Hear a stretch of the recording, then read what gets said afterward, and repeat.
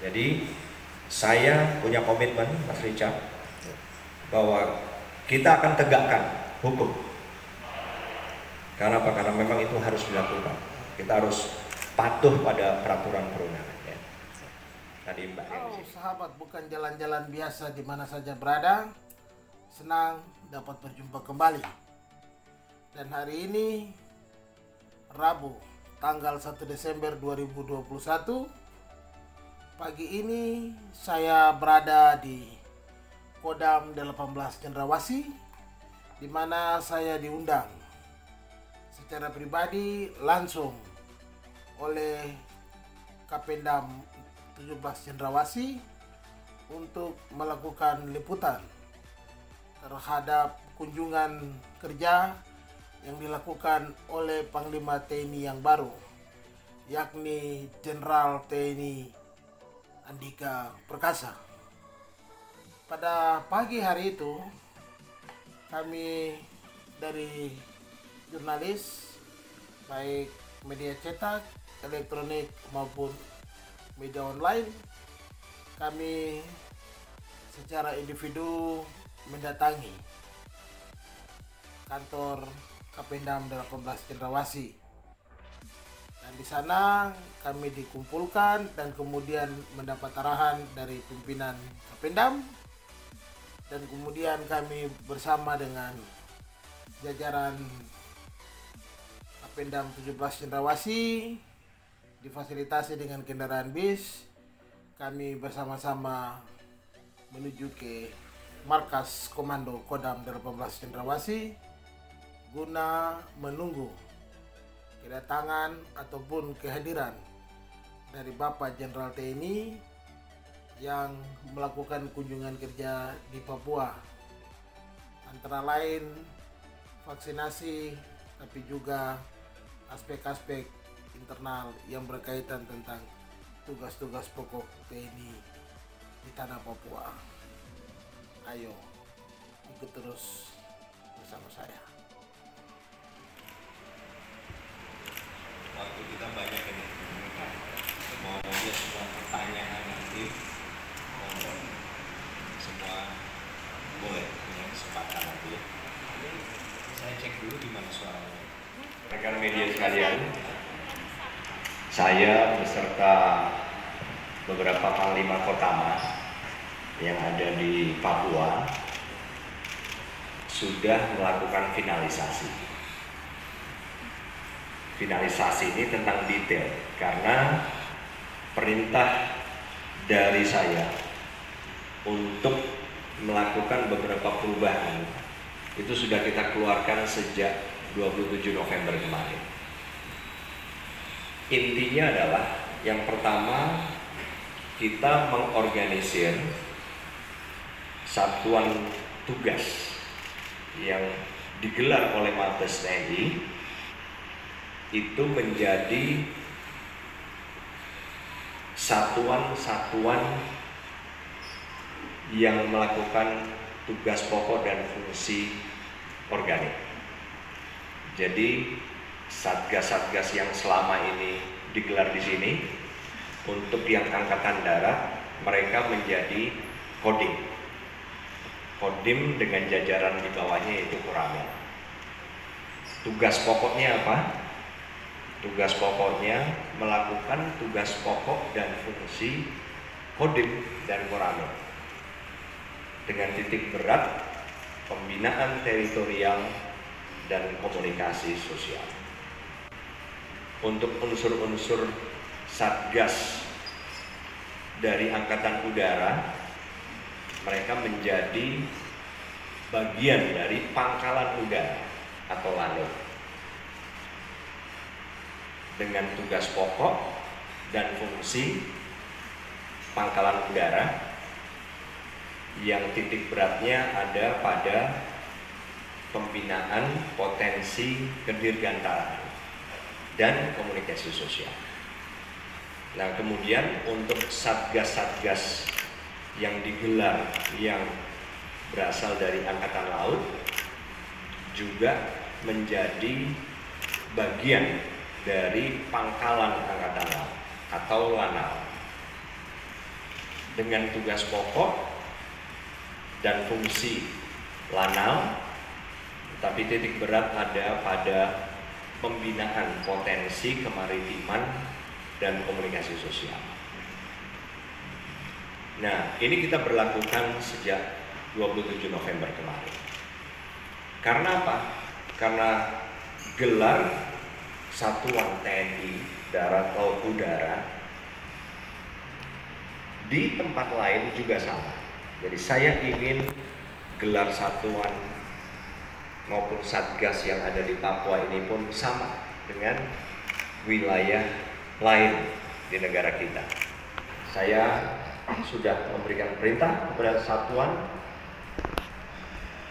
tugas yang selama ini melakukan operasi di Papua, dan mereka sudah jelas bahwa tugasnya sejak tanggal 27 kemarin adalah normal melakukan tugas-tugas yang Angkatan Darat, tugas Kodim maupun Koramil, yang oleh teman-teman mereka dan bahkan mereka sendiri di tempat lain juga ternyata sudah membuktikan diri bahwa dengan pembinaan teritorial tadi, komunikasi sosial, toh kita bisa membantu untuk membuat keamanan lebih baik di wilayah tadi. Ya. Jadi itu secara umum apa yang ingin saya sampaikan, dan saya sudah memberikan arahan yang lebih detail kepada para komandan satuan. Jadi Pangdam sebagai Panglima Kodam seperti halnya di Kodam lain membawahi 3 komandan korem. Mereka juga akan menindaklanjuti sehingga yang semua berlangsung sebelum tanggal 27 harus bisa menerjemahkan ini dan merubah cara mereka melakukan aktivitas seperti halnya satuan-satuan lain di provinsi lain. Begitu juga dari Panglima Armada 2 yang memang secara organik juga membawahi Lantamal maupun Lanal di Papua, kemudian Pangkoops Angkatan Udara 3 yang juga membawahi Lanut-Lanut juga sama. Ya. Itulah secara umum yang ingin saya sampaikan kepada rekan-rekan, khususnya tentang perubahan cara kami melakukan aktivitas di Papua. Pertanyaan, nggak ada batas waktu, silakan. Semua punya kesempatan untuk bertanya apapun. Ya. Bentar, izin. Oh iya, siap. Sorry, diangkat dulu mikrofonnya. Jenderal izin, terima kasih atas waktunya.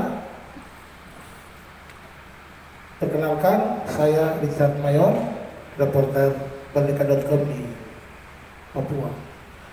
Terima kasih atas penjelasan yang sudah disampaikan oleh Panglima. Saya ingin menanyakan 2 hal. Yang pertama, dari penjelasan awal Panglima dengan melakukan pendekatan yang sudah dijelaskan, konteks Papua hari ini orang masih melihat pendekatan militeristik.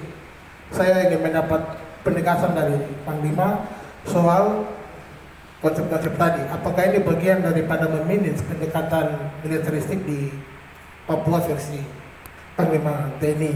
Berikut yang kedua, kami di Papua dihebohkan dengan kasus yang viral di Timika antara anggota-anggota yang tadi teman bilang, ini kan teman-teman yang non-organik dari luar Papua. Kami tahu situasi di Provinsi hari ini. Kita kan masih berharap kepada TNI Polri untuk memberikan rasa aman kepada kami. Tapi kemudian kalau dua lembaga atau alat negara ini ribut, terus kita rakyat mau menaruh harapan kemana? Dengan demikian, mungkin ada tracing khusus Panglima diberikan kepada rekan-rekan non-organik ketika melakukan pendekatan atau petugas di Papua. Harus memahami konteks kearifan lokal dan konteks-konteks budaya lokal dari sisi dialektika masyarakat, sehingga dia juga dalam pendekatan teritorial seperti yang dipesankan Panglima itu saya pikir bisa sampai di tengah-tengah masyarakat. Terima kasih, Jenderal. Ya, terima kasih Mas Richard. Yang pertama, pendekatan militer apa yang saya akan lakukan di sini? bukan pendekatan, tapi kami benar-benar beraktivitas seperti di wilayah lain. Nggak ada yang berbeda. Itulah perubahan yang saya akan lakukan. Karena apa? Saya tahu tugas itu yang lebih menentukan. Kenapa kok terjadi korban? Tugasnya yang harus dirubah. Dan satuannya pun mereka menjadi satuan yang memang ada di tempat lain. Tidak ada lagi satgas yang tugasnya bukan melakukan tugas-tugas satuan organik. Jadi apa yang kami lakukan di sini mulai 27 November kemarin sama dengan yang di tempat lain. Dan itu kalau mau dikatakan pendekatan apa ya itu normal. Gitu, Pak Richard. Jadi itu yang pertama. Yang kedua, bentrok antara oknum anggota TNI dengan Polri di Mile 72 kemarin bukan hanya itu, tapi yang terjadi di Maluku, yang terjadi